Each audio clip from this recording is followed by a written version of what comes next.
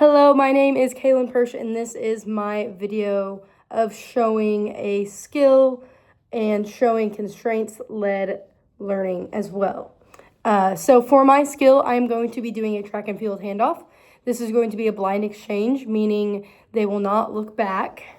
They will be this way because they will be running. So blind exchange is when you don't look back, you just have your hand there and grab the baton.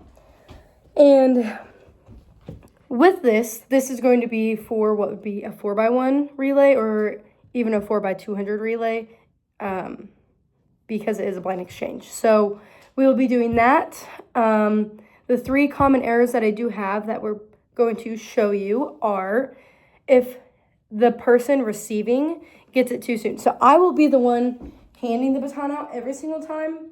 My husband will be the one receiving, so the blind exchange. So the first example will be when I give it to him and he gets it too soon. So it's kind of like a mumble jumble mess. It's not a smooth transition.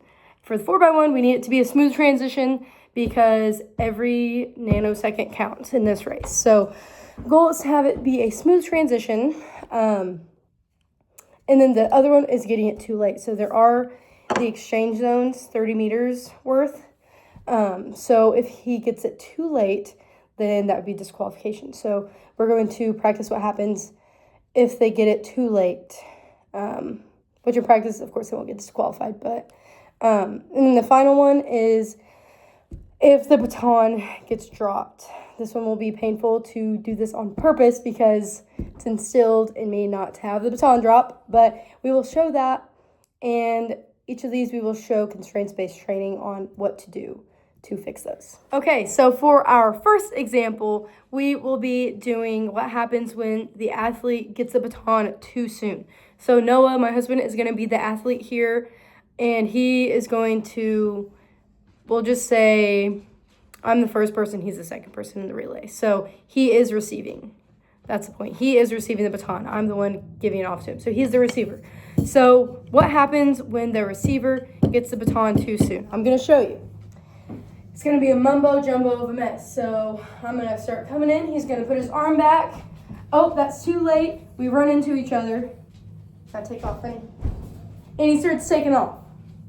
So as you can see, that was not very clear. That would have added, that one specifically would have added probably a whole 3 or 4 seconds onto the relay time, which is significant slowing down. So to make this the performance constraint-based training, we're going to manipulate what Noah is doing. Okay, so for Noah, his job is now he's the one that's going to be speeding up, so he's going to start taking off a little bit sooner, and I'm going to personally slow down. So really, both of us are doing the performance-based training. So Kaylin's slowing it down, and Noah's going to speed up a little bit, so we have a smoother transition. Okay, ready? All right, 3, 2, 1, we're starting, and okay, that was pretty good. So still, of course, that might need a little bit of more of that practice, but that would be an example of the performance constraint-based learning because we are specifically manipulating the athlete and what they are doing. So we are changing each other's paces to be able to make this smoother. The end goal would be to not let the other athlete, so me, I would not want to slow down. So here it is in normal time. Again, this is going to be a lot quicker on an actual track and an actual relay, but we will go ahead and show it. So I'm going to come in a little bit faster. Noah's going to start running. We're going to go in and boom. Okay, see?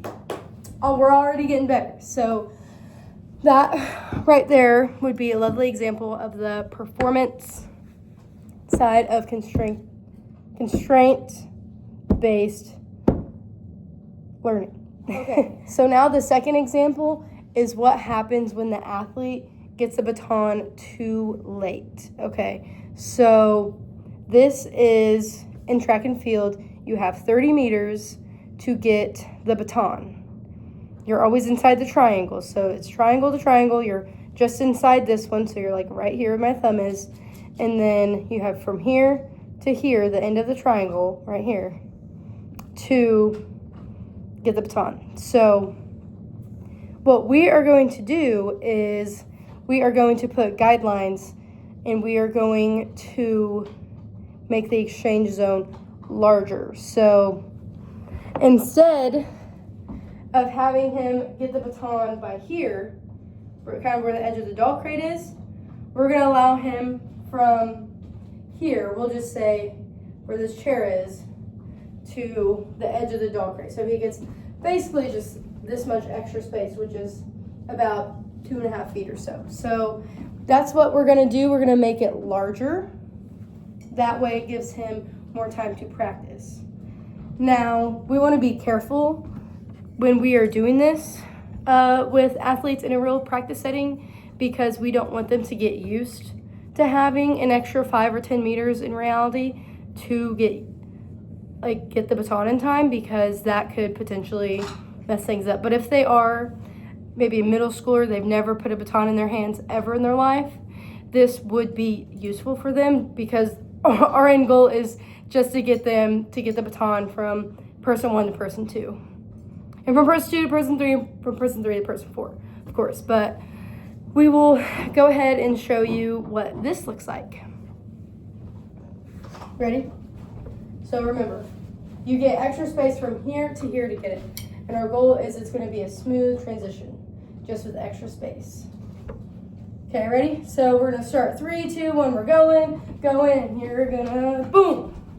Nice. Okay. All right. So that one was pretty good right there, actually. So we'll go ahead and try it, but we're going to even take up even more space. So we got it pretty early on here, so we're going to wait a little bit to see if we can make it smoother, because we want that arm to extend straight backwards. So, alrighty, and this is our second time. Here we go. Oh, here we go. And oh, okay. So looks like we'll need to redo that one because we didn't have enough space, or we went over our designated space. So let's try that one more time. I'm sure we got it this time. All right, and we're going, and yes. Okay. All right, that was pretty good. That one was pretty close to the first one that we did. But that is, oh, I didn't say this yet. This is an example of the task.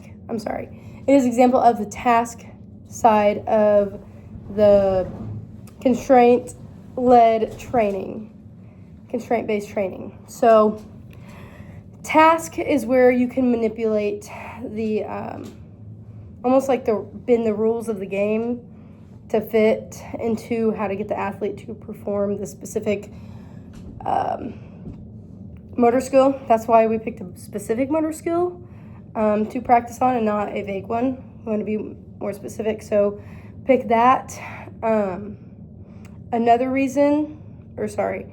example would be changing the size of the playing field. So the example that we use, which it would be a lot more easier to see and understand if it were on an actual track, where I could point out the triangles from here to here is the exchange zone.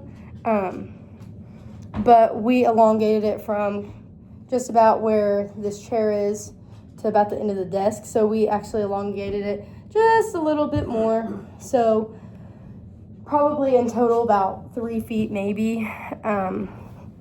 Looks a lot smaller on the camera, but so we essentially just gave more space. Now, if we were on a track itself, we'd probably give maybe 5 meters before, 5 meters after, and call it good. And then gradually make it smaller. So make it like, instead of 5 and 5, it's going to be 4 and 4, 3 and 3, 2, 2, 1, 1, and then 0 to 0 would just be from the triangle to the other triangle. Okay, and for our last one, this is the one I'm dreading the most because we're going to be dropping the baton, okay? Dropping the baton can cause a disqualification along with the being out of the exchange zone area. So even if you have a perfectly smooth transition, even if you have a perfectly smooth transition, then it's still likely, if you are outside of the bounds, it's going to be a disqualification. If you drop the baton, it used to be a disqualification, but now as long as it doesn't impede another runner in another lane, then you're actually good. So as long as it falls and it's in your lane or no one else is around you, you pick it up and you can go. But again, we don't like to drop the baton around here, so this one will hurt a little bit. So we'll go ahead and we're purposefully practicing a crummy handoff to where I hand it off to you, but I'm going to let go and you don't catch it. Okay? So we're going. Gets it. Oh, he misses. All right, so, that just pierces my ears. Okay, but for this one is going to be an environmental example of constraint-led learning. So for this, you can use, whether it be an example, but the example we're going to use is another person, or an example that we were given was the crowd, but we will be given I will be giving him a command. So what we're going to do to practice this, Noah, is we're going to practice a good exchange. Now, what I'm going to do is I'm going to yell back. So, see, he already knows. So anytime an athlete yells back, what are you going to do? A little bit higher. Yep. So it's going to be, since I'm the tired runner about to finish, all I got to do is just do this. Okay? And he's the one that's fresh, so he's going to fiercely just go back. Right. Okay. So we're going to do that, but we're going to add a little run with it. Another thing that athletes do, since if, all 8 or 9 lanes are full and you hear back, you can't really tell sometimes, differentiate the voices. What you can do is say their name, or say a word that you both agree on. So make sure you're on the same page, all 4 of you in the relay. But for now, since it's just us 2, I'm just going to say back, loud, clearly. He's going to know exactly what I mean. He's going to make sure his arm goes up high enough to where it's at my level. Luckily, I'm shorter, so he doesn't have to put it way up here. But normally, you would have it way back here. Okay. Another thing I didn't mention, just a side note, is it has to be opposite. So I should have this in my left. I give it off him into his right, and then he would deliver from his right to his left, to the third or fourth person. All right. Remember what we're doing? All right. We're going to start running, and back. All right. We'll try that one more time. Overall, that was really good. We were maybe a little too close, so we'll just try that again. All right, here we go.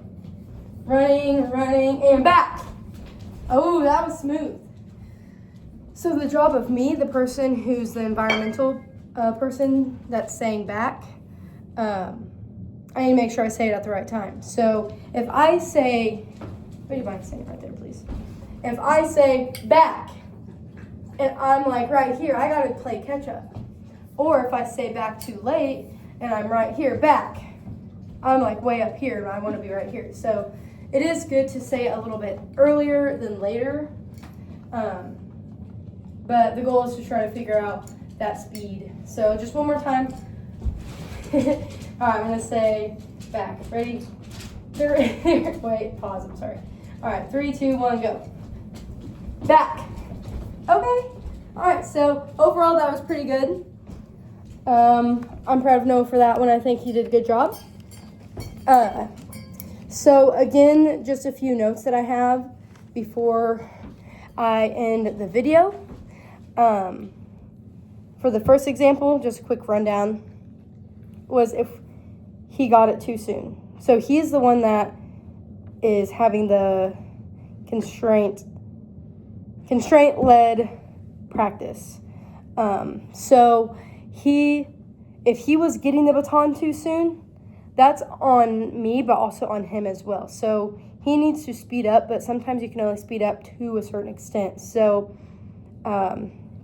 he will be speeding up, and I will have to slow down. But this is performance because it is on him. So he's the receiver, so he needs to be the one that is ready to accept the baton. So that is why that one is the performer one. And then if he gets the baton too late, then to kind of fix this, we can make it a task-based learning skill to where it would give him more time, a larger time window to receive the baton. And that is task because it is relating to the ways that we can manipulate the rules or regulations of the game or the end goal. And then the final one was if we dropped it. Again, that was painful to do on purpose. I feel like I have to do 10 push-ups now because I did that. But to have the environmental aspect of it, you're going to have someone outside of him. So that would be me. That would be the person giving it to him. He's a receiver, yelling some sort of cue to get his attention. Like, oh, I need to put my arm back now, since it's a blind exchange. Not blind exchanges are a bit different because you're able to see it and do a lot of this kind of on your own understanding. But since it is blind, you are heavily relying on that environmental aspect of your teammate saying back so you know when to go, because you are not supposed to look back. So that will also slow you down if you're looking back. I think that is all that I have for this. Thanks.